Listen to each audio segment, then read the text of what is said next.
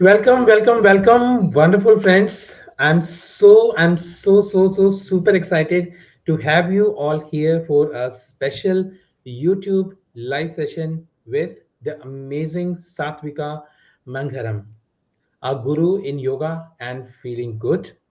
Today is all about kicking off your yoga journey with the Sun Salutations. And I've got a cool real time story for all of you. So, there was a person, someone like you, and he was curious about yoga and the magic of sun salutations. He decided to join a session like this one and led by Satvika. Fast forward, and guess what? The person not only learned the sun salutations, but also he found a renewed sense of energy, focus, and happiness in his everyday life. Wow, that's amazing. And now it's your turn.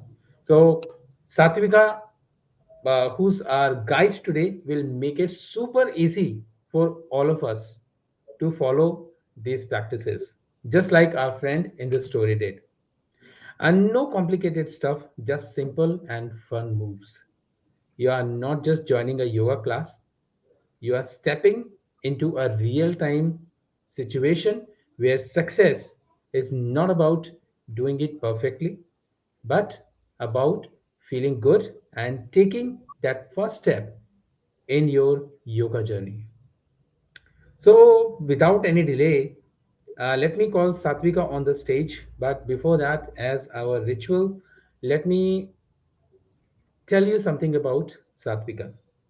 So, she is a founder, teacher, and a holistic healing practitioner at Akya Yoga. She is based in Bangalore. She's been teaching since more than 15 years. Amazing. And it's been her passion, like subject yoga, since 10 years. She has taught students around the world, and she enjoys sharing this beautiful practice with those who are eager to learn. She's also a Reiki Grandmaster and an EFT, NLP, and inner child healer practitioner. She offers one to one healing sessions, and till now, she has served over 300 people with her healing modalities. Amazing. So, without any delay, if you're excited to meet Satvika, just type welcome Satvika on the stage, and Satvika will be talking to you for next 35 to 40 minutes, and then we will have a small Q&A session, that is question and answer. If you have any question, any doubt, don't think that it's silly, do ask. It will change your life. As we always say, meditation is to mind. In the same way, yoga is to your body. If you want to be fit, if you want to be healthy, then don't go anywhere. Satvika is there for all of us. So without any delay, let's call Satvika on the stage. And Satvika, a big round of applause. And friends, just type welcome Satvika. And Satvika, over to you. Thank you so much, Prashant, for such a wonderful introduction. I'm absolutely delighted to be here.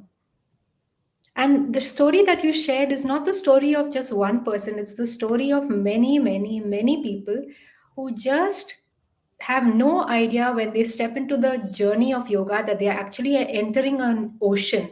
People come in with a teaspoon ready to quench a little bit of thirst, and then they realize that their soul is thirsty for much more, and the ocean is just there to quench that thirst.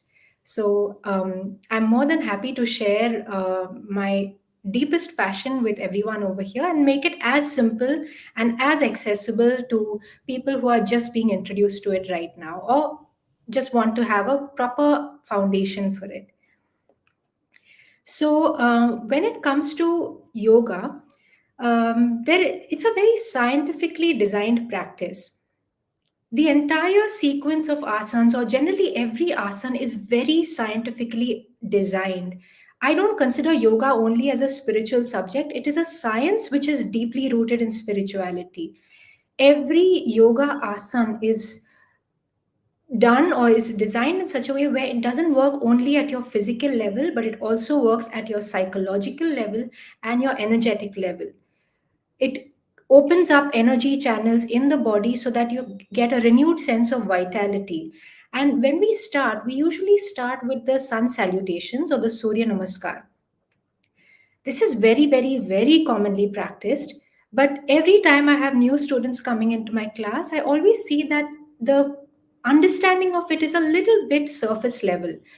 There's much more depth which I would like to introduce everyone to. And in the sun salutations, it is a very, as I said, it's very scientifically designed. It is a well planned sequence of postures that works on your entire body in a different way.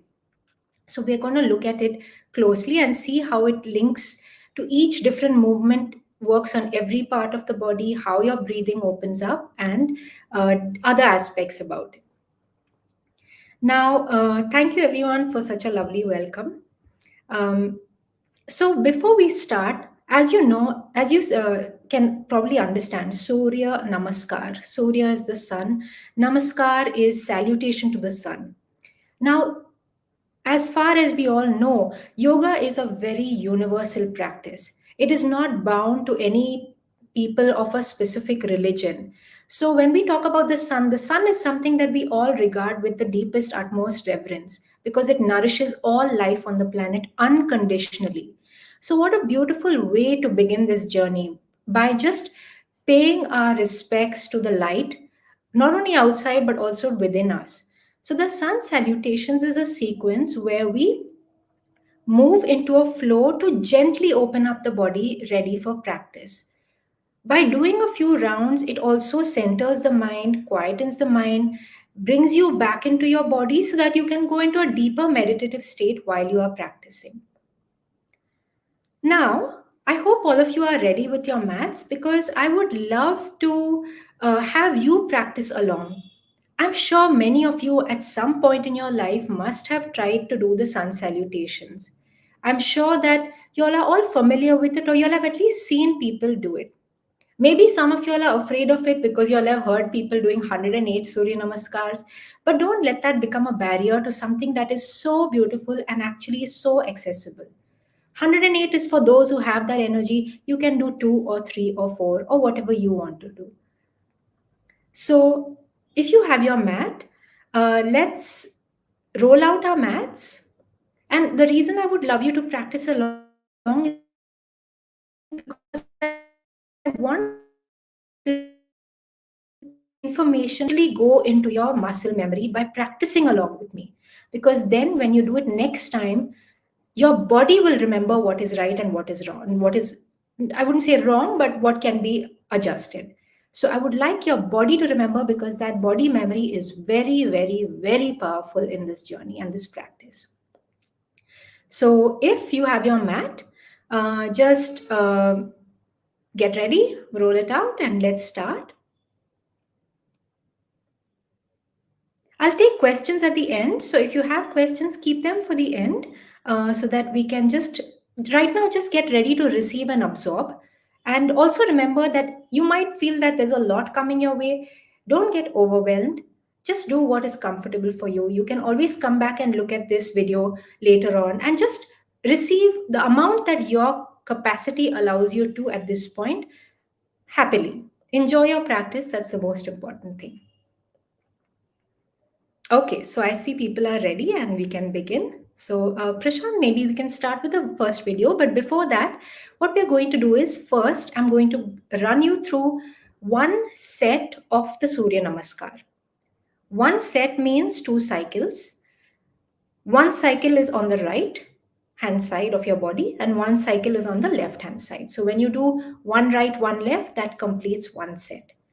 So first, we will do one set where we just follow the instruction and do the practice, and then we look at the other aspects of it again later. First, just follow the instruction, practice along, and don't worry too much about if you're doing it right or wrong right now. Just try to get familiar. At this point, this round, just get familiar with this practice. Okay? So let's start with the first. The feet together. Connect with your breath. Inhale. As you exhale, bring the palms together at the heart center, the roots of the thumbs against the sternum. Inhale, take the arms up, arch back, push the hip forward, lift the chest, keep the legs strong. Exhale, extend forward and down. Bring your hands by the sides of the feet. If you need to, bend the knees, head down. Inhale, take a big step back with the right leg, place the knee down, toes out, hands and foot in the same line in front. Hold the breath, body in a straight line, plank pose, weight is forward on the arms. Exhale, knees, chest, forehead or chin down. Keep the hip up, toes tucked in, elbows in towards the spine. Inhale, slide forward, arch back. Keep the elbows bent and in, toes pointing back, feet together. Exhale, push back to downward facing dog pose. Shift all the weight back to your feet, bring the heels down, lengthen your spine.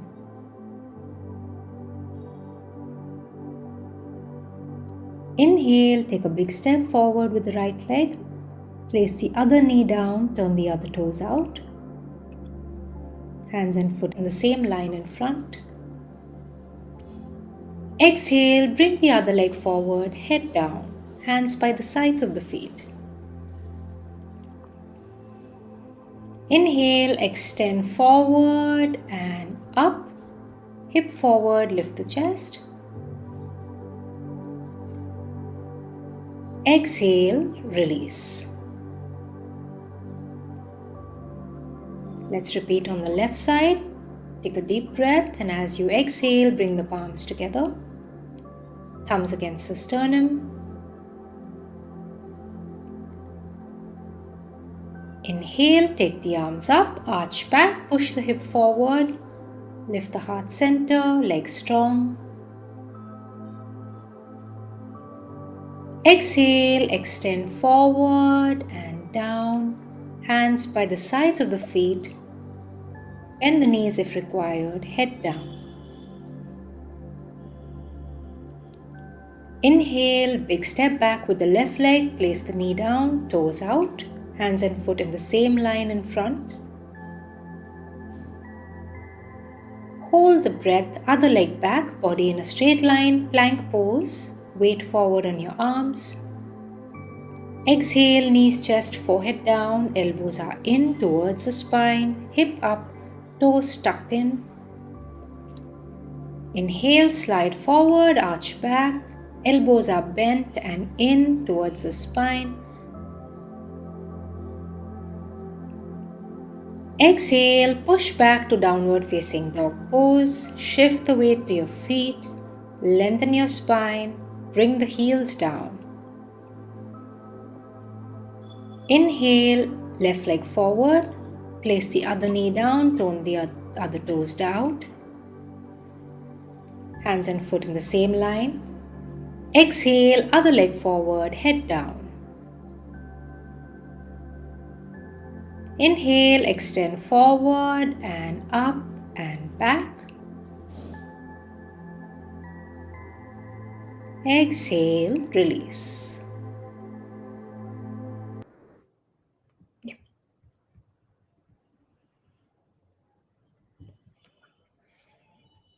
Yes, so that was the first set. Now, in case you have done this for the first time, it might seem a little confusing in the beginning. It might seem like there's a lot to remember, but don't worry, when you repeat it a few times, it becomes very easy. So you can always come back to this and just do it a few times until it becomes very easy. Now, in the Surya Namaskar, as you might have seen, it's a flow. It's a flow of different asanas. Asanas are basically postures.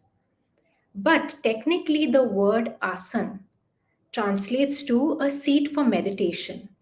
So even when you're practicing a flowing sequence, every asana should be done with so much awareness that it actually feels meditative when you're doing it, or even when you're moving through it. So that is the level of awareness that has to be cultivated through the practice.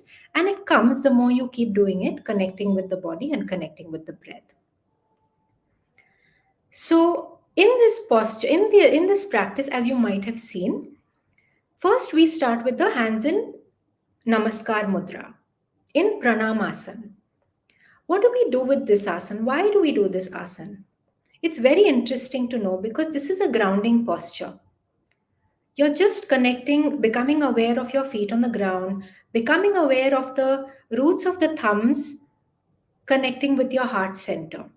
So you're connecting with your heart and you're connecting with the ground and just feeling that oneness with the earth and with your heart. So very beautifully grounding posture to start off with. Now, when you do pranamasana, there's also a very interesting aspect about this mudra.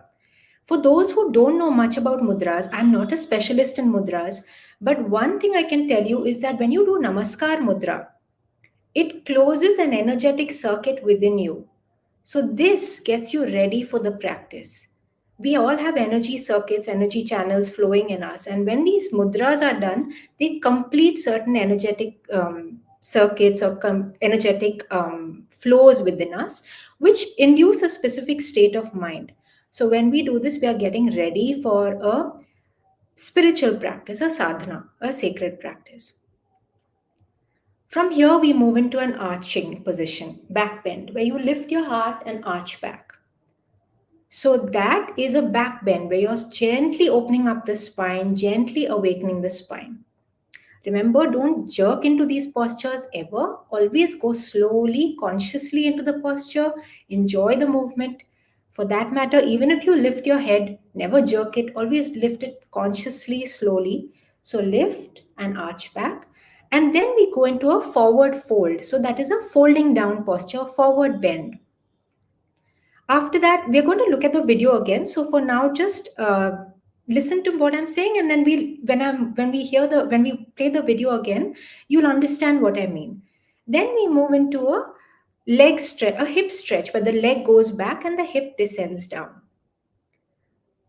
After that, you take both your legs back. You're in plank pose, where you're sort of bringing your weight onto an on your arms, so it strengthens your arms. It's a beginner level arm balance.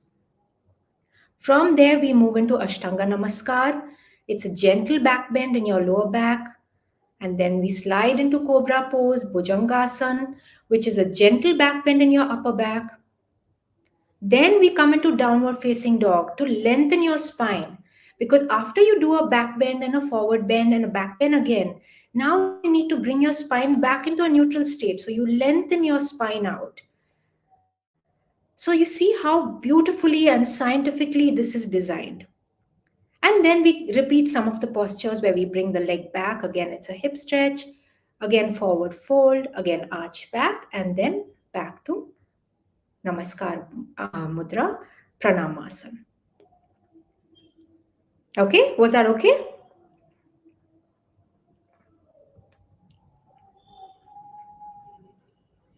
Yeah. Now, one thing to keep in mind is your breath. When you breathe, now, if you see in this practice, it is not just a physical movement. None of the yoga practice, the yoga asanas are just physical movements. It is always done with deep breath awareness. In fact, if you remove that breath awareness from it, it wouldn't even be really yoga. It would just be a physical activity. What makes it the yoga practice is your connection with the breath. Breath is life. Just remember, breath is life. Breath is your connection with the flow of prana in your body. So, that awareness of breath as you do the practice makes the whole movement, the whole sequence very, very meditative and just removes all unnecessary clutter from your not only your conscious mind but even your unconscious, subconscious mind. So, when you breathe, you'll notice that as you open up the body, arch back, any kind of back bend, just for a moment, think Would you naturally inhale or would you naturally exhale if your body is opening up in a lifting up position? You can, wherever you are, you can just try gently arch back and see, is your breathing tendency to inhale or is it to exhale? It would be naturally to inhale when you arch back. When you fold forward, would it naturally be to inhale or naturally be to exhale?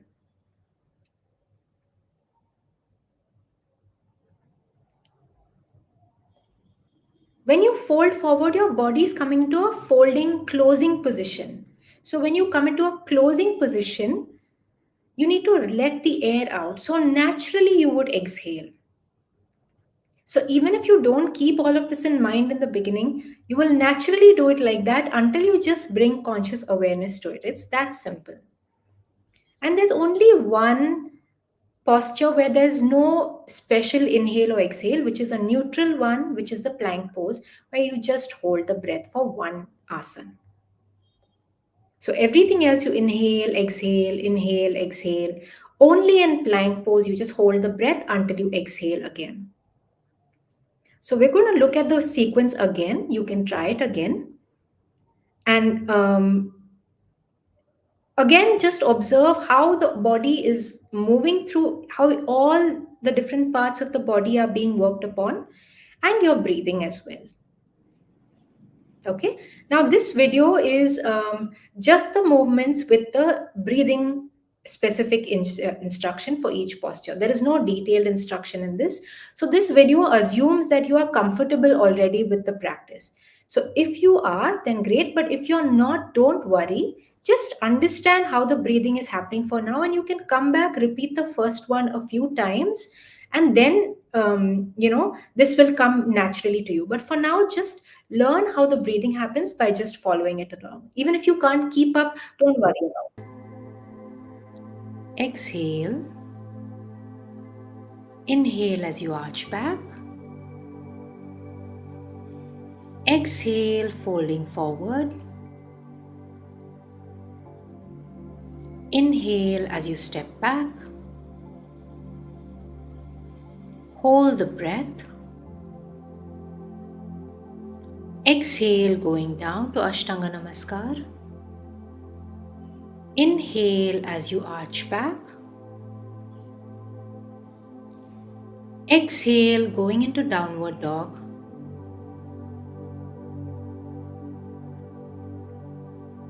Inhale, stepping forward. Exhale as you fold forward. Inhale, arch back. Exhale, release.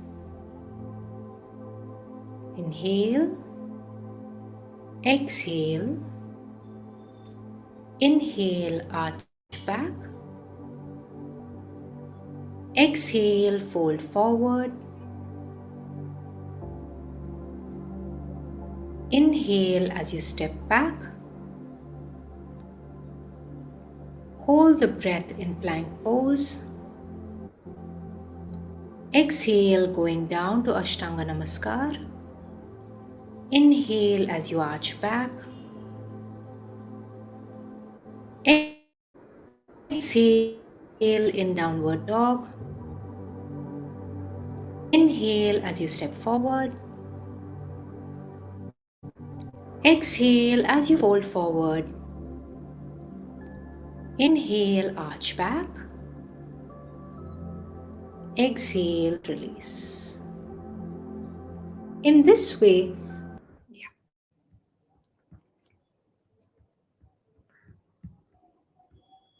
yeah. So I hope you could see how you're moving through your entire body. Every part of the body is being opened up, strengthened, and your spine is being worked on in an arching back, forward bend, lengthening. So all of these movements are incorporated. You're opening up the hip stretch, you're strengthening your arms. So that's why in itself the Surya Namaskar is a complete practice. There are some people who want to keep their physical, I don't like to use the word exercise for this because exercise is this is much more than exercise. But there are some people who want to keep their health routine or health fitness. Fitness is again just taking only a part of this, but they want to keep their routine very, very simple and basic. And that's why they do many rounds of the Surya Namaskar because it's so complete in itself. And as you can see with the breathing, because there is inhale, exhale, holding the breath. So in pranayam, this is all basic level pranayam that is linked into this sequence. So it's not just a sequence of physical movement, but it's also a pranayam, basic level pranayam sequence that is blended in so beautifully into this practice. So some people just do many cycles of the Surya Namaskar, and that's that's their thing. That's more than enough for them. They are more than comfortable and happy and very healthy with that. How many should you do? That depends on you, your body, your age, your how much physical activity you have been doing. So don't get intimidated by the number. Okay, 108 Surya Namaskars is too much for me. You don't have to do 108. You can do 3, 4. Okay, start with 2. And if you are very if you have the all the if you're capable of going, then you can go as many as you want. What makes it accessible? What makes 108 accessible? Is it just physical ability that people have when they do 108 Surya Namaskars? No, it's not just, physical ability. It is correct technique and it is correct breathing. When you breathe in the correct way, you can do many more rounds of the Surya Namaskar because you don't get tired so easily. I had conducted a 108 Surya Namaskar session once, and there was only one man who could do all of them without stopping. All the others stopped in the middle, skipped a few rounds, took breaks. And that one man did all of them, and by the end of it, he looked like he was fine, like he was not tired out or ready to drop down on his mat or anything like that. So one other student asked him that how did you manage that?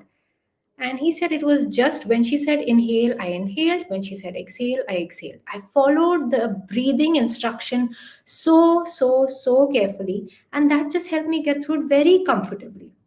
So breathing is very, very important.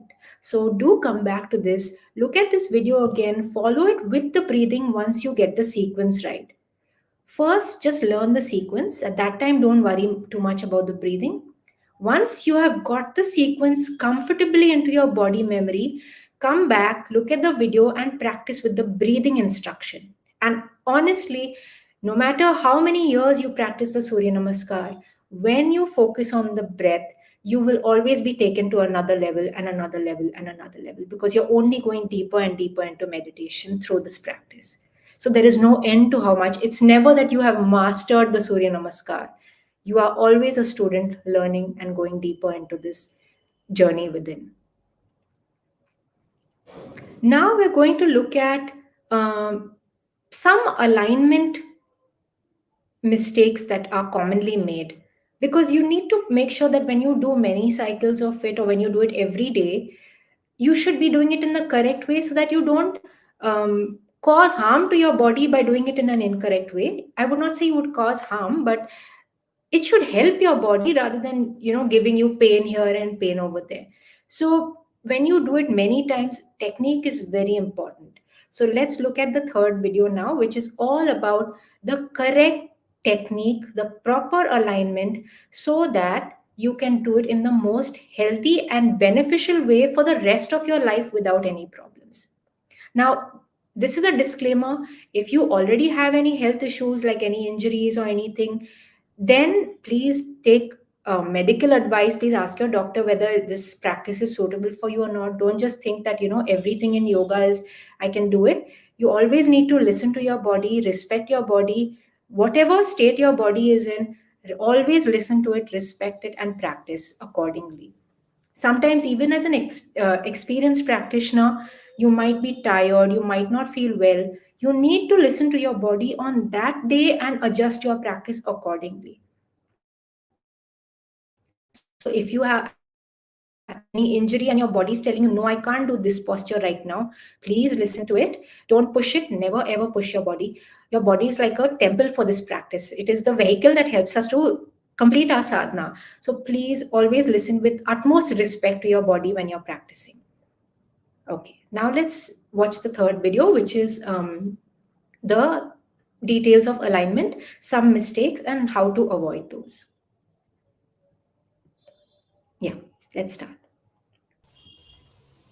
Uh, Satvika, you need to add that video. I only have two. It shows that it's 1 second. I'll just put it up again. Yeah.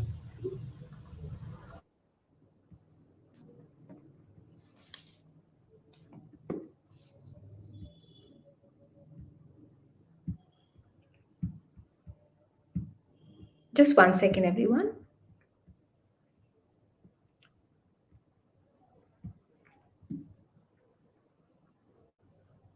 Yeah.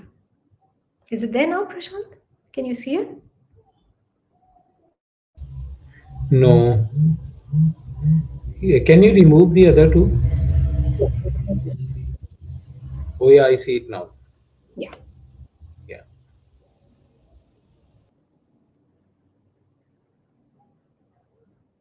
Stand at the top of your mat or the front end of your mat.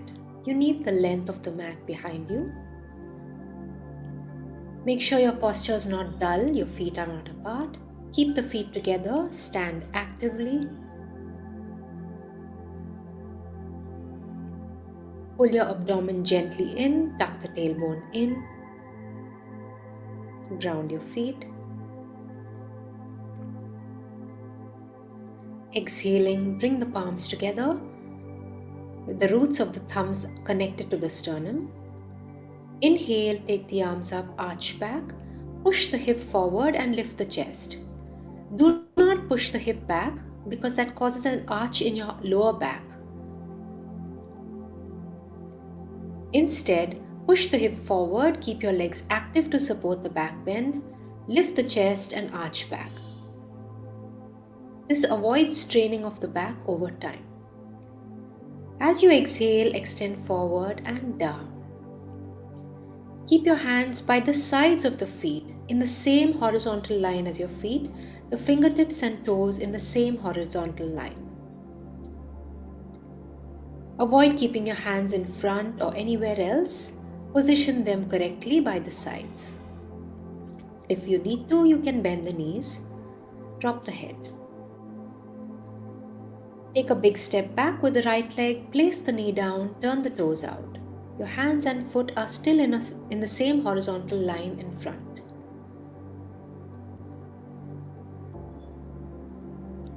Make sure your hands are not in front or at the back of your foot. Keep it in the same line. Do not skip the step of placing your knee down. Make sure you place the knee down and also make sure that you turn the toes out at the back. This ensures that you get the complete stretch in your hip during the Surya Namaskar. Also, make sure you don't close the angle of the knee too much and that the knee does not overshoot the ankle. Keep the knee exactly above the ankle and open up that angle to as close to 90 degrees as possible. You can extend your back leg further out if required. And then step back to plank pose where the body is in a straight line. Hip is in line with the body. The weight is forward on your arms. Avoid raising your hip too much or dipping the hip too low. Keep it in the same line as the rest of the body. Bring the knees, chest and forehead down. Hip up, toes tucked in, elbows in towards the spine. You can also keep the chin down instead of the forehead. Make sure your elbows don't flop out to the sides, hold them in towards the spine. Also make sure you don't drop the hip with the toes out. Keep the hip up, toes tucked in. Slide forward and come into Bhujangasana. Avoid just lifting up directly to Bhujangasana. When you slide forward, you lengthen your spine and it's a much more comfortable way to enter a back bend. Make sure your elbows don't open out to the sides, hold them in, roll the shoulders back, Drop the shoulder blades. Make sure you don't let your feet widen out at the back. Keep the feet and heels together unless you have any issues with the back. Your hands shouldn't be too far forward. Keep them in the same line as the chest, fingertips in line with the chest. Elbows remain bent. Now push back to downward dog. Shift all the weight back to your feet. Make sure that you don't keep the weight on your arms. Instead, push the weight back towards the feet and lengthen the spine. Hip back. Also avoid being up on your toes. Bring the heels down. Some schools of yoga practice this posture with the feet apart. However, in the traditional Hatha Yoga Surya Namaskar, it is done with the feet together, which is what we are doing right now. As you inhale, step forward with the right leg. Bring the foot back in line with the hands. Back knee down, toes out. Make sure your hands are not in front or at the back, but by the sides. If you find it hard to bring the foot all the way, break it into smaller steps. Eventually, with time and practice, you'll be able to reach all the way in front. Also, avoid skipping the step of placing the knee down. Bring the knee down, turn the toes out to get the complete stretch on the hip. Then step forward with the back leg. Head down. Make sure your hands are not too much in the front or at the back. Keep the hands in line with the feet on the sides. If your hands don't reach the floor, bend the knees and keep them by the sides of the feet. As you inhale, take the arms forward, up and back. Push the hip forward, lift the chest. Keep the legs active. Avoid pushing the hip back and arching your lower back. Make sure you push the hip forward, legs are strong, and then exhale and release. Come back to Tadasana. Again, make sure that your Tadasana is not a dull posture with the feet apart. Bring the feet together. Hold your abdomen in, tuck the tailbone in, and keep the posture active. Have you been making any? Yeah, that's it.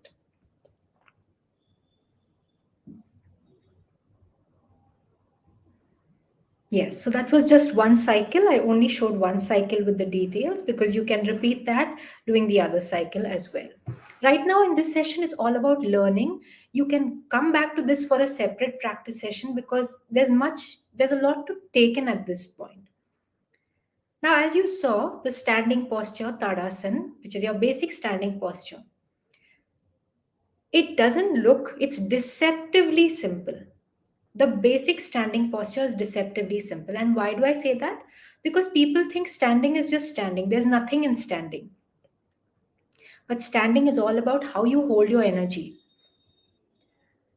Are your feet together? Is your abdomen in? Is your tailbone tucked in? Are you compacting the energy in your abdomen, lifting up the chest, grounding your feet down? So there is a whole management of energy in the way you engage the body, even in a simple standing posture, which is the basic Tadasana, from where all the other standing postures emerge. So just like you start your Tadasana, it's your basic standing posture, that translates to every standing posture that we do in all of the yoga asanas. So Tadasana is such an important posture to understand how to hold your body in an active, alive way, so that when you do all the other postures later, you know how to translate that energy and manage that energy in all the other postures as well. Another thing to keep in mind is whenever you do back bends, push your hip forward. A very common thing is people push the hip back and they create this kind of S bend, like alphabet S bend in the lower back, but that actually causes a little bit of strain in your lower back. It's not good for your lower back to do that. So always make sure you push your hip forward. Please come back and watch this video and see how I have done it. I have mentioned over there to push the hip forward, do it exactly like that. And in any back bend, hold your legs very active. Why do you need to hold your legs active? Because a back bend is not only the work of the spine. You can't just isolate the spine and say, okay, the spine is the only part of the body that is working. The spine is one part, but the spine needs to be supported with the rest of the body, because the spine is our central nervous system after all, isn't it? So the legs have to be active and engaged so that when you do a back bend, your legs are like the pillars that keep the support for your back bend to come out of it. So that's why keep your legs also very strong when you're doing the back bend. So come back, watch all these details, and just get into these deeper aspects about the Surya Namaskar. It's not just a surface level practice, it is a very, very deep, very beautiful scientific technique, correct practice.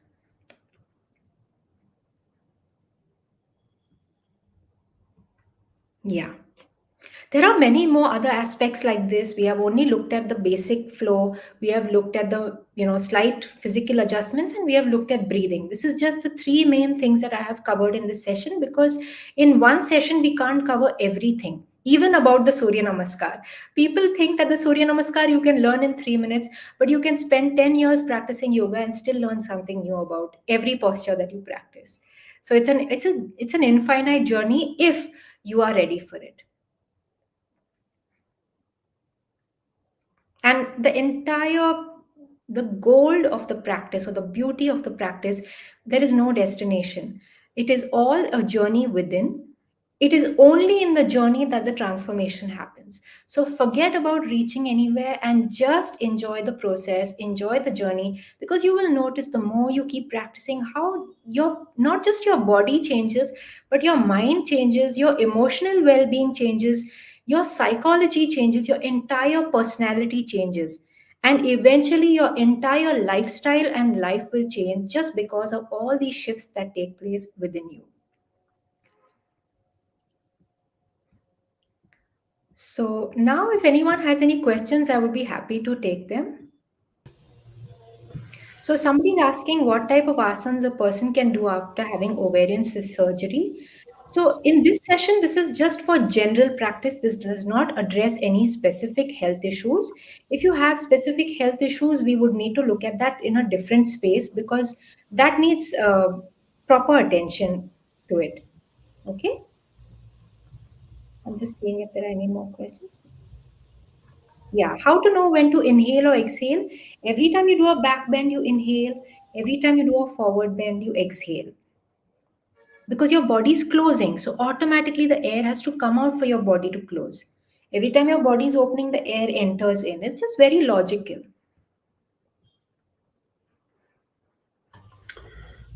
Amazing, amazing. That's so great, Satvika. I'm really, wonderful to see.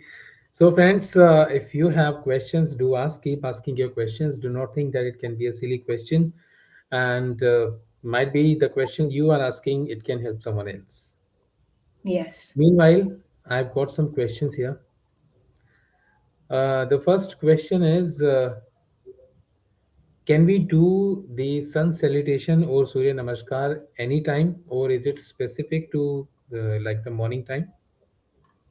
Yeah, that's a very good question. So traditionally, it was practiced as sunrise. The rising sun to as a day at daybreak, to pay your respects to the sun and start your day.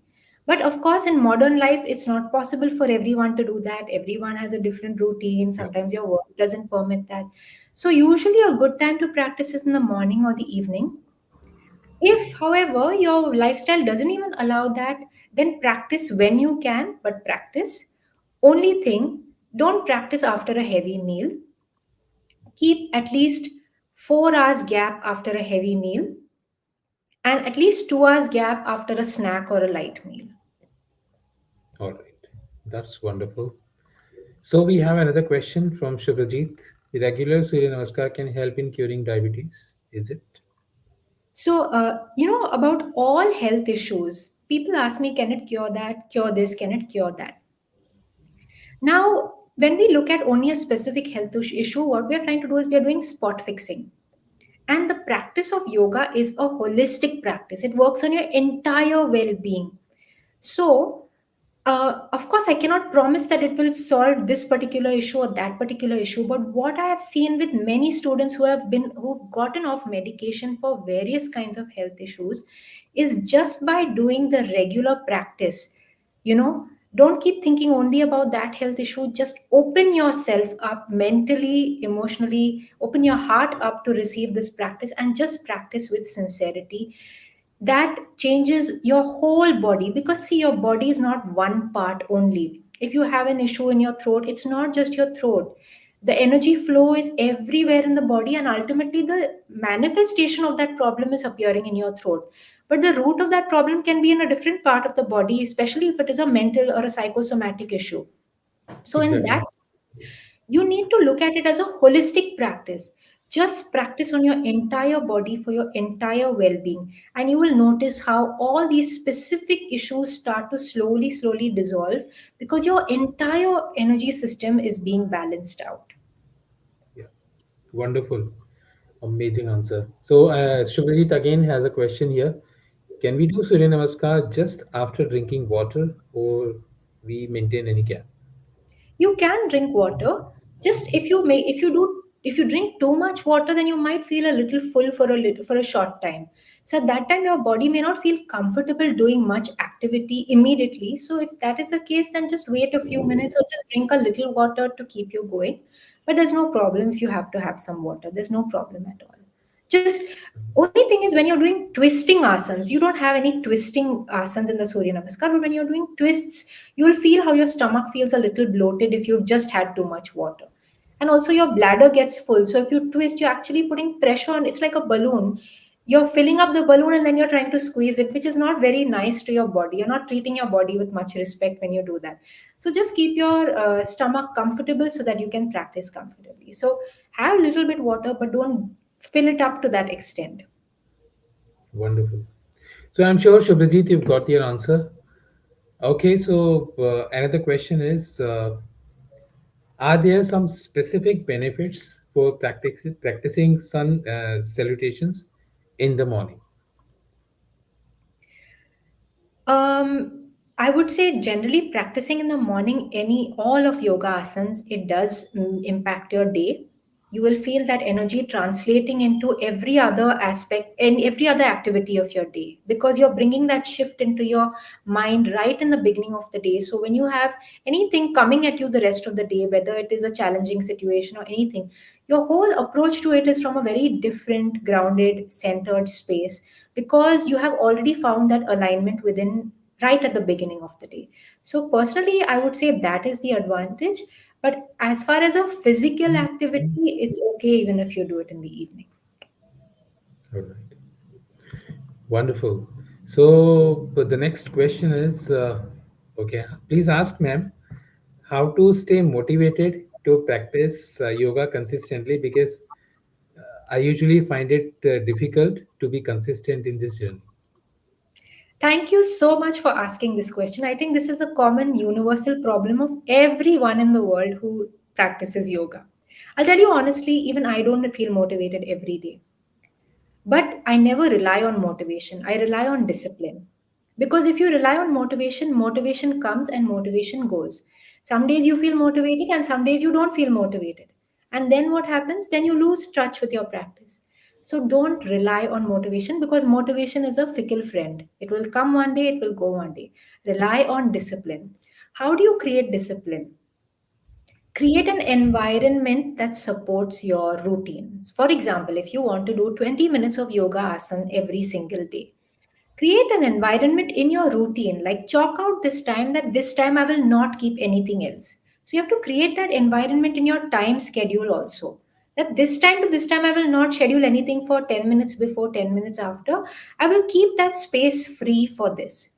I will finish my dinner on time so I can sleep on time. All of these things, create that environment. And of course, I'm not saying you should get lost in saying that, oh, my environment is not perfect, so I can't practice. No, not that. But create that environment, because that helps you to stay disciplined and start by just being disciplined.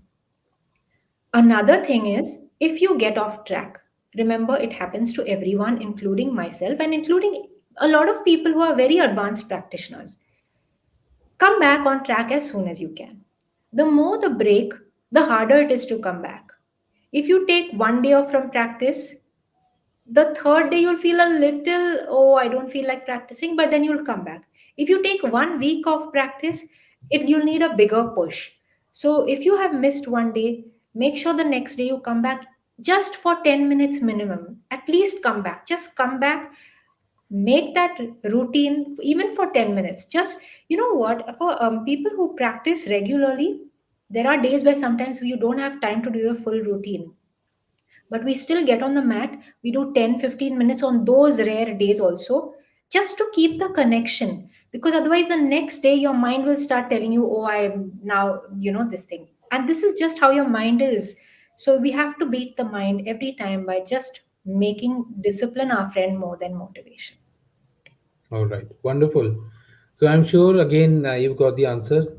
So we have question from Shubhajit. Does the person suffering from asthma can do Surya Namaskar?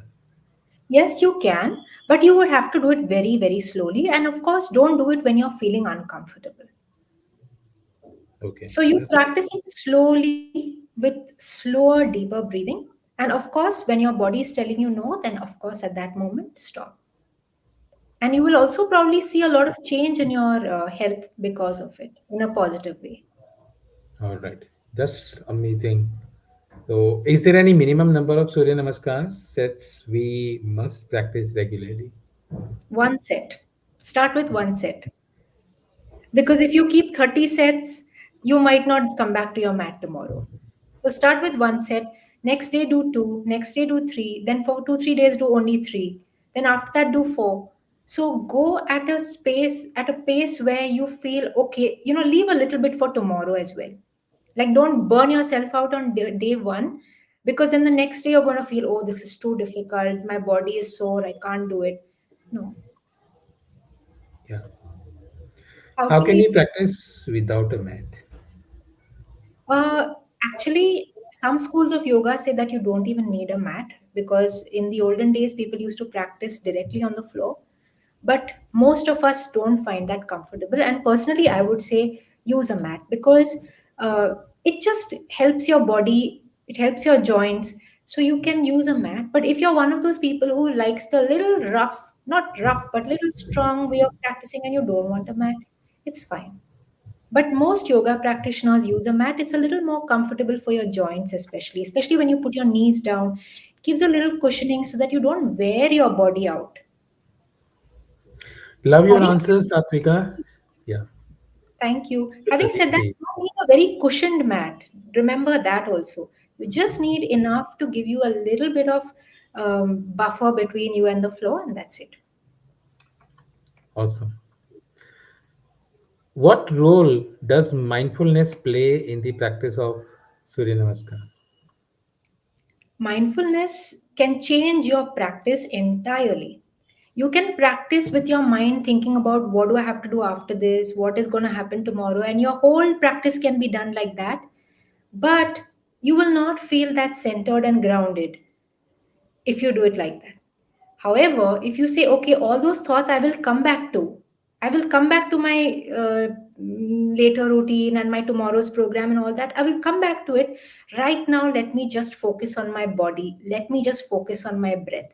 Let me just put everything else on pause only for whatever little time I'm here.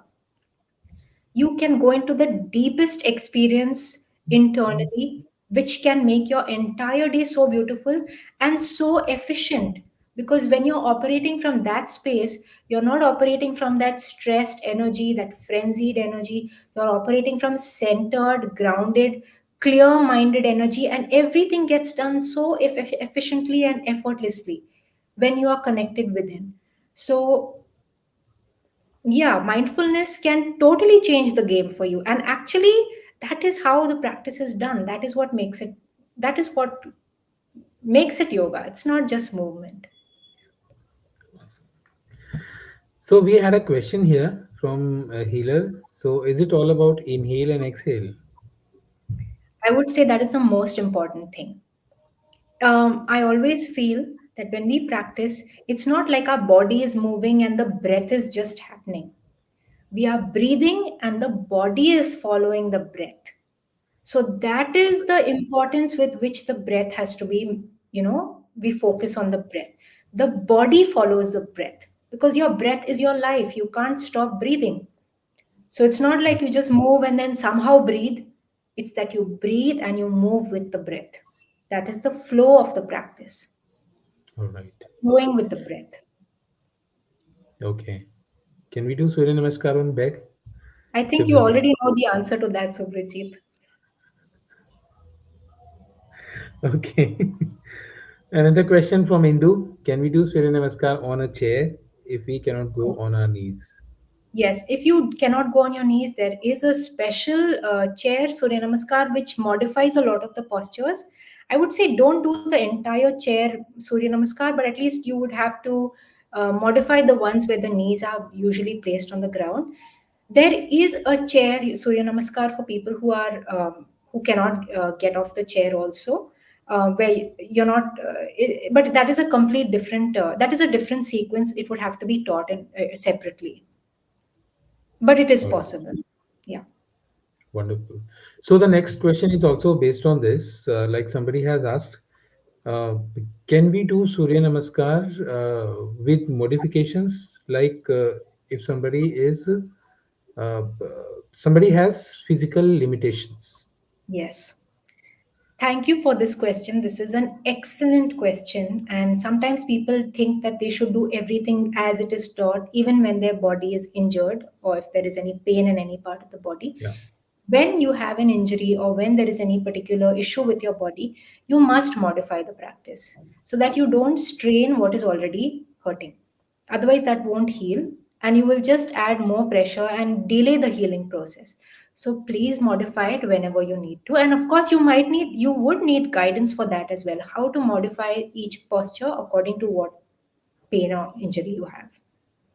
So can they also skip some steps? Yeah, you can, like, for example, if you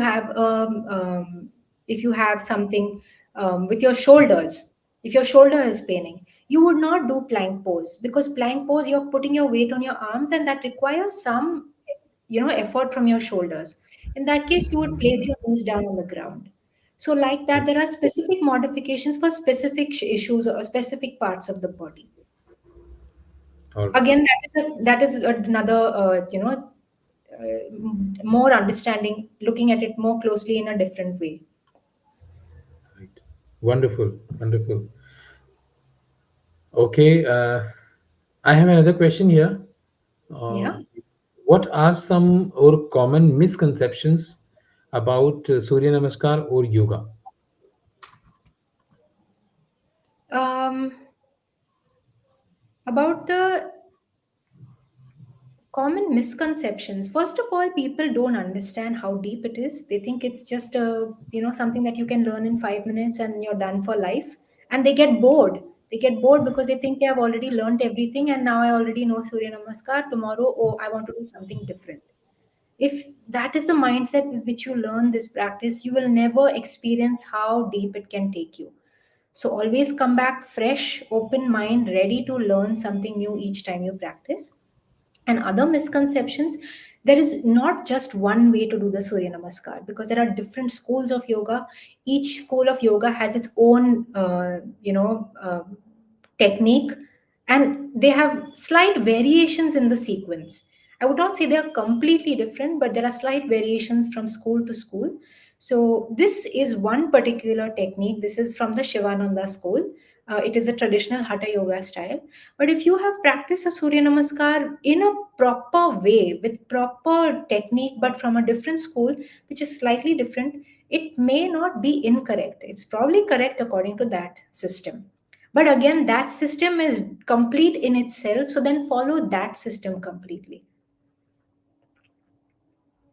Don't mix it Okay. up. If you mix from here and that, it'll be neither here nor there, and you won't get the complete benefit of it. Either follow this system or that system.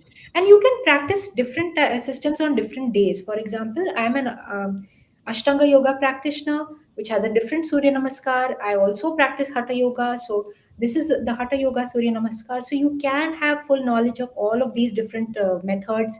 Practice them when you need to, but each time you do that, practice that thoroughly. We have another question. Out of seven chakras, which chakra is activated in Surya Namaskar? Excellent question. Again, this makes it a complete practice because, as you know, I mean, maybe not everyone knows, but all asanas work on specific chakras or energy centers in the body. And the Surya Namaskar is such a complete practice, even at the energetic level, because it works on all the chakras. So, for example, when you arch back, it's a back bend lifting the heart center. It opens up the heart chakra, the throat. When you fold forward, it's a grounding posture, it's on your root chakra.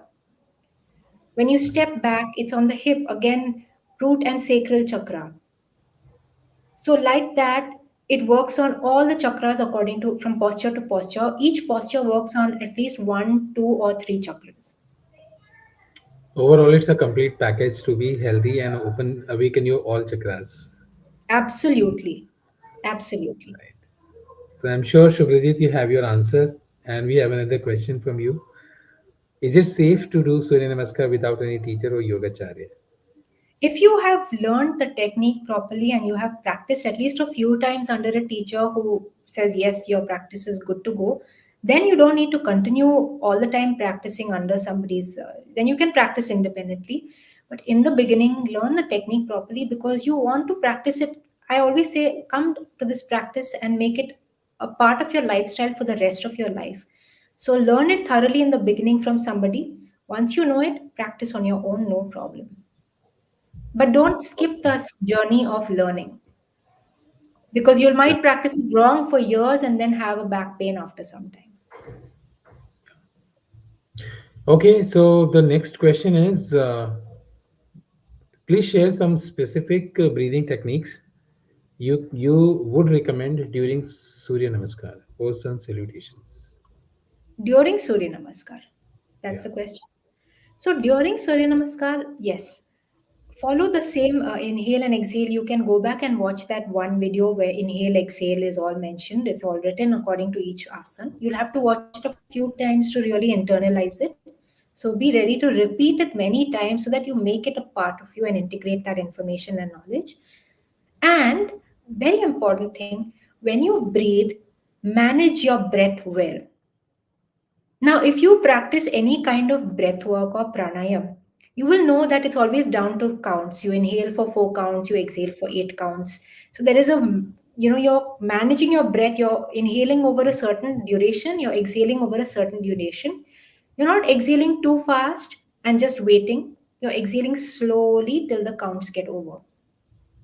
So even when you do Surya Namaskar, try not to just inhale and wait, exhale and wait.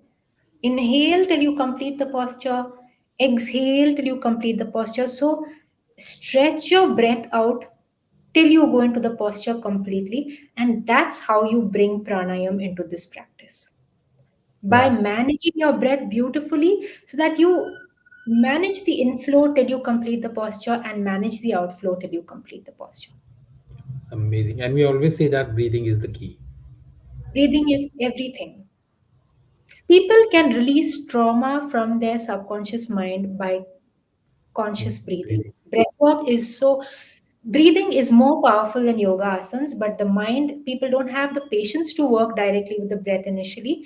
That's why we begin with asana to train ourselves to breathe correctly, and then eventually we come to the breath directly. Yeah. So Shubhajit is on the rock. What are the negative sides if we do mistakes in Surya Namaskar? So some would be harmless because you would just be practicing it in a way that doesn't help you. But some, like for example, if you arch your lower back and you do that every day for maybe 5 years, after that, one day you might wake up with your lower back feeling sore. So you can, in the long run, strain your body if you don't practice with proper technique and not just the Surya Namaskar, any asana. Always learn it with a teacher who will teach you the proper technique for the posture. Awesome. Next question is how does yoga or Surya Namaskar influence emotional balance? Beautiful question. Yoga is the best therapy. One of the best therapies. I won't say the best because that would be unfair to people who practice other therapies. And I myself, I'm into alternative healing for various therapies. But yoga is, it balances your emotions so beautifully. It is very therapeutic. It balances your entire energy system. Emotion is energy. When the emotions are not balanced, there is imbalanced energy in the body. When you practice, you're balancing your entire energy system. So, the energy system, we have the chakras, which are the seven main energy centers. There are many chakras, but these are the main ones. And then in between, we have like a network of energy channels, which are called nadis. And according to the yogis, there were 72,000 odd nadis. So when there are blockages, or when your heart is, for example, you've heard some bad news and your heart feels blocked, your heart feels heavy. For example, you've just received some news of somebody passing away or something like that, or anything. Your heart feels heavy and you just feel that heaviness in your entire body. And you come to the mat, and that day you feel you can't even move because there's so much heaviness in the body. Practice slowly with understanding, love, and compassion towards your body. And slowly, slowly, that heavy tamasic energy will start to get released. It will get, it'll gently dissolve. The heart chakra starts to open up, and you will feel that, you will feel that shift in your entire energetic space. And when your emotions are not balanced, it's just imbalanced energy. So it helps to release all of that and heal emotional, you know any emotional, if you've had any Imbalance, imbalance, yes, blockage. blockage, all of that. Shuprajit has got good clarity, and thanking you for this.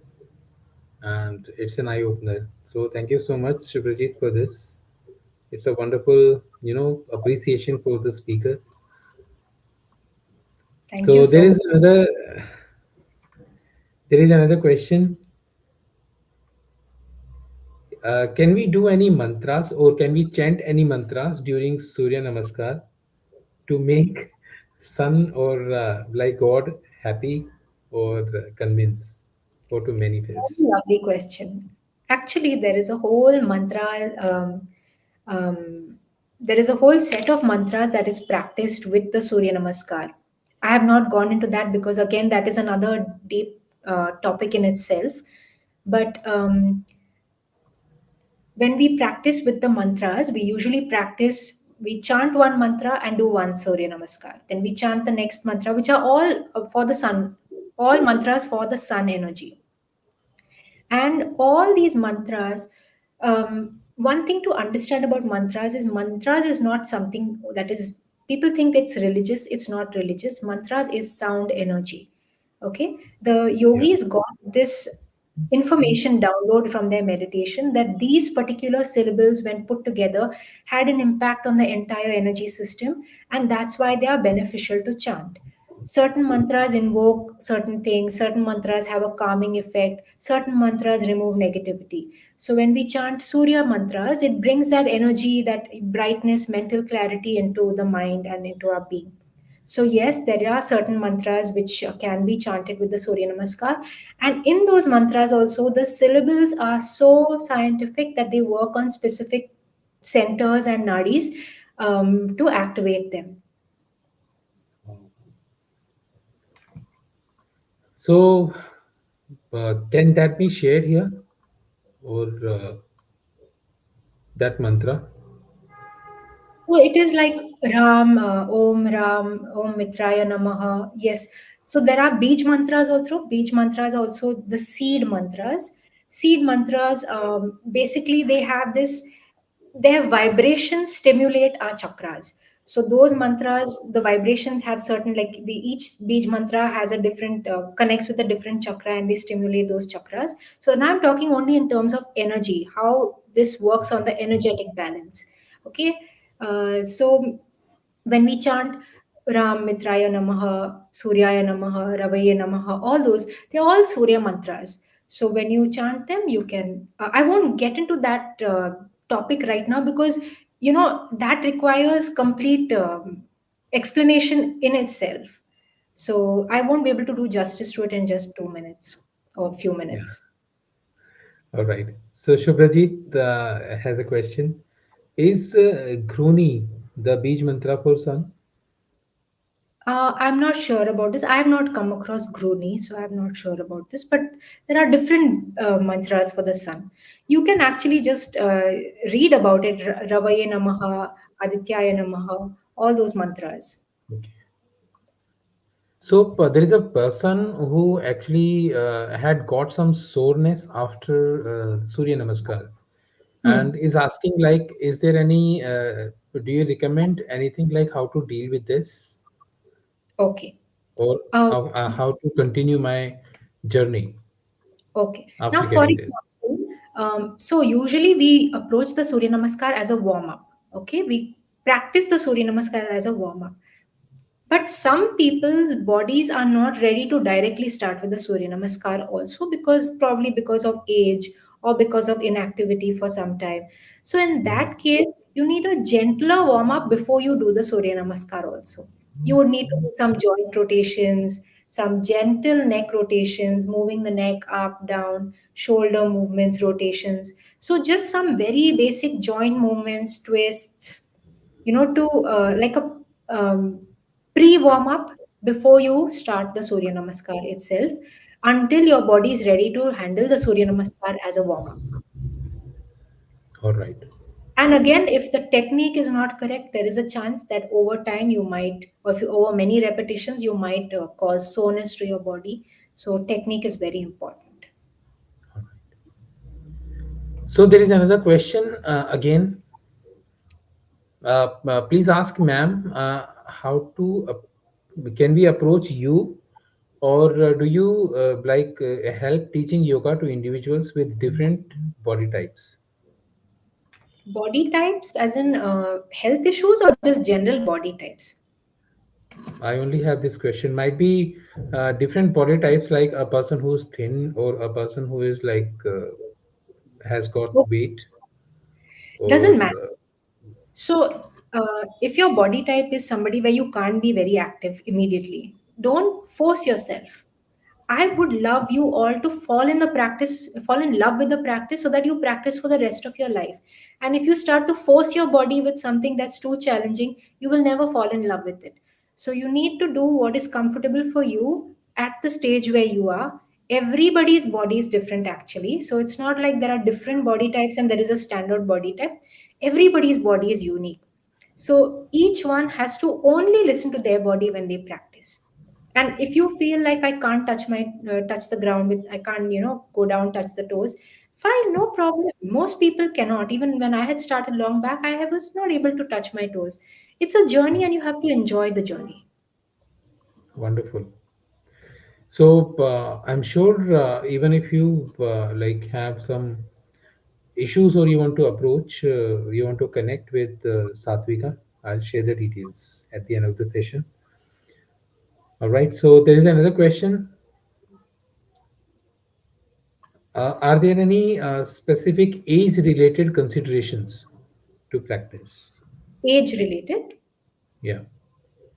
Age related. Now, if you have crossed an age where you feel like your body gets stiff or namaskar before, then it might be a little challenging for you to start. For example, for a 60-year-old person who has never done yoga at all, don't start with the Surya Namaskar and please start with a teacher who can teach you at your stage. Don't just join any yoga class where they teach anything. Sometimes people ask me, can I join your class? And the class is a little more active practice. So I tell them this practice would not be suitable for you at your age, but you should try and find a slow paced practice, which is very beginner level.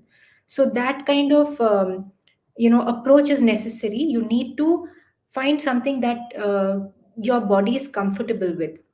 Once you age, for example, you can't always start directly with the Surya Namaskar. You need to, for a few weeks maybe, not even do the Surya Namaskar until you feel your body is opened up by just doing some gentle stretches, twists, which you need to be guided with. Somebody has to All guide right. you. Once you feel that mobility coming up, because see, our muscles, if we don't use specific muscles for time, for a long period of time, they tend to, we lose that, that elasticity in them. So to bring that back is not an overnight process. It is a journey again. So it has to be done in a slow, smooth, steady way where you're comfortable through the process. Wonderful. Okay, so we have two more questions. One is from Ritika: How to teach children Surya Namaskar? Again, children can be taught, but children, especially under the age of 10, have a different kind of energy. They are more restless. They can't stay in one place too long. Their minds are all over the place because they are in that playful stage of life. So one has to teach them in a way where you make it fun for them. Then only they will start to enjoy the practice. And as far as their ability is concerned, children can do much more than adults can because their bodies are agile and because they don't have the mental blocks that adults have accumulated over time. So Yeah. physically there is no problem. Only thing, when they are very young, don't make them hold postures for very long because the skeletal system is still developing for some period of years. But for them to actually practice, to enjoy the practice, it has to be made fun. For example, if you're doing bhujangasana, cobra pose, when we've taught children, sometimes the children start making those hissing sounds like a snake. They start hissing, they pretend like they are that animal. So they make it Yeah. fun and playful so that they enjoy the practice. That's how you teach children. Wonderful. Different approach. Wonderful. I'm sure Ritika, you've got the answer. Shubhrajit has a question here, and that's quite interesting. Any special offer or gift for those who attended in live? Definitely.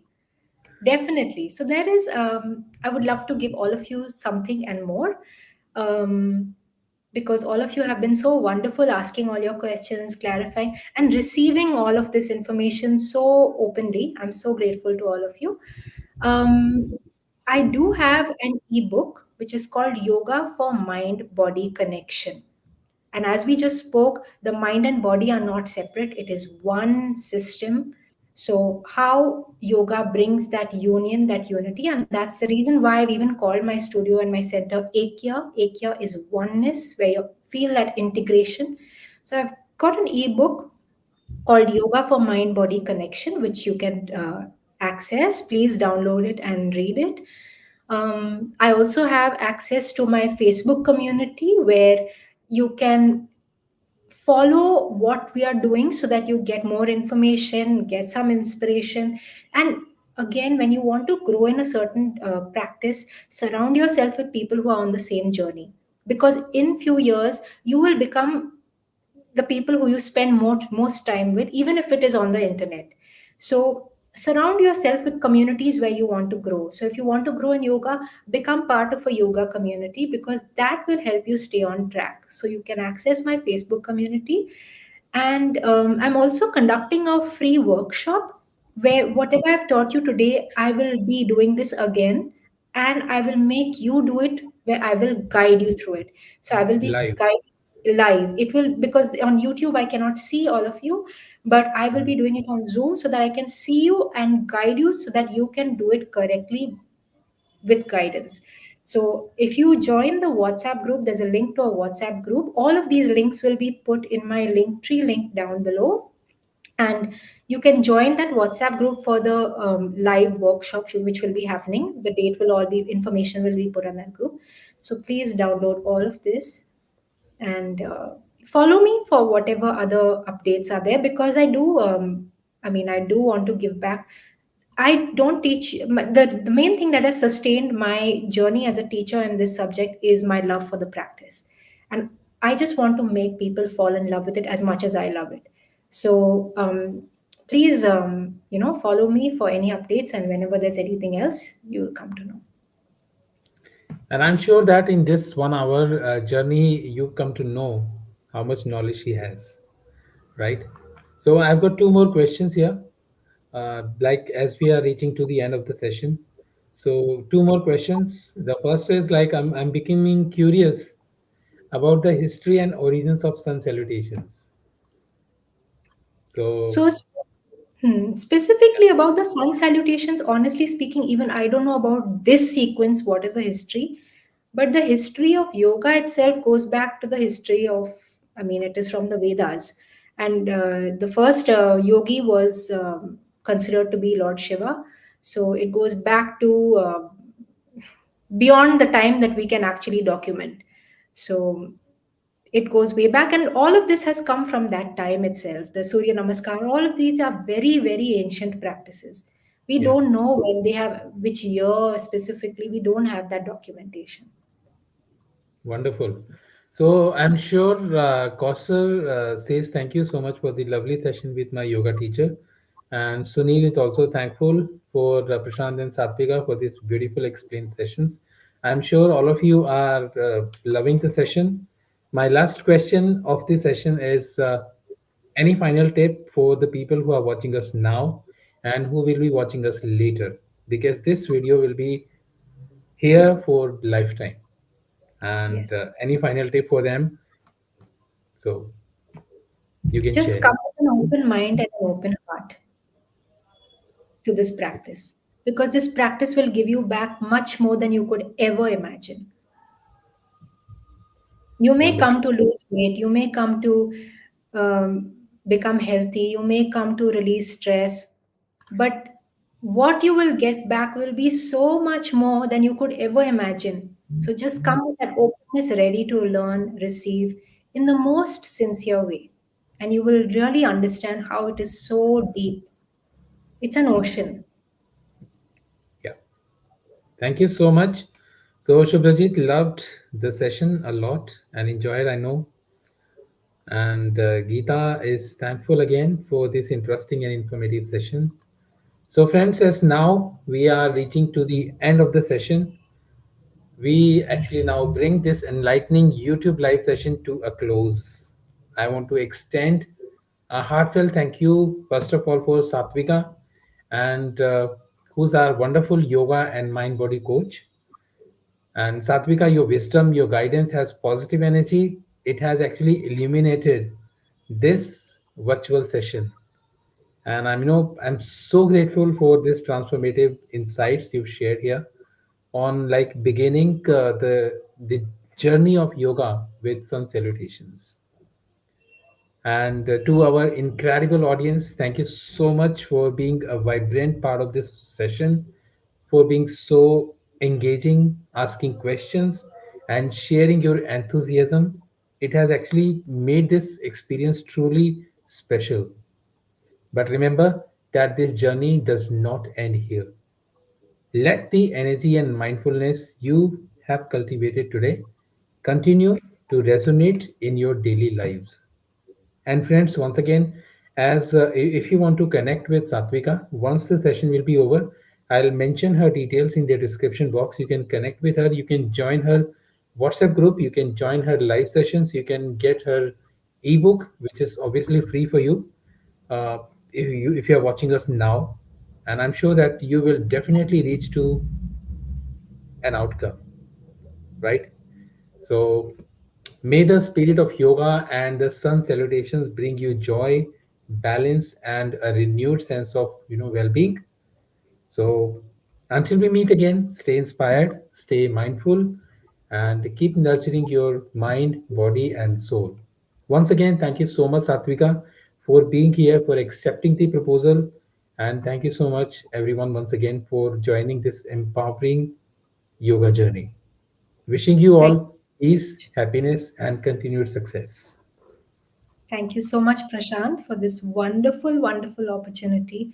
And thank you so much, everyone, for all your questions, your receptivity, and just being present throughout the session. It's always a joy to teach in this way. Thank you so much. Wonderful. See you again next week with a new topic and a new speaker. Till then, stay healthy, take care. Goodbye. Namaste.